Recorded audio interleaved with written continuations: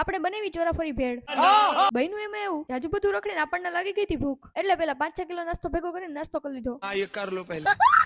ચોરાફળી ભેળ બનાવવાની સુરત સ્વીટ ખાઈને કરાય. તો આજે હું તમને શીખડાવીશ આવી રીતે ચોરાફળી ભેળ બનાવાય. અરે ભેગું થાને ભાઈ. પેલા મસાલા મમરા લઈ લેવાના, પછી એને એક તપેલીમાં નાખી દેવાના, પછી લઈ લેવાના બાફેલા બટેટા, પછી એને મમરામાં એડ કરી દેવાના, પછી લઈ લેવાની ચોરાફળી, પછી એને મમરા બટેટામાં એડ કરી દેવાનું, પછી વર્ક ઇન પ્રોગ્રેસ એવો સ્નેપ લઈ લેવાનો, ये बड़ी अच्छी बात कही. પછી લઈ લેવાની સેવ, પછી એને એમાં એડ કરી દેવાની, પછી લઈ લેવાની ગ્રીન કલરની ચટણી, પછી એને એમાં એડ કરી દેવાની, પછી લઈ લેવાની ખજૂરની ચટણી, પછી એને મમરામાં મિક્સ કરી દેવાની, પછી લેવાનું અમૂલનું દહીં. પણ એને છાશ જેવું બનાવવાનું હતું, પણ આપણે નસીબ હતા ફૂટેલા એટલે બ્લેન્ડર બગડી ગયું, એટલે આપણે ચમચીથી દહીં લઈ લેશું.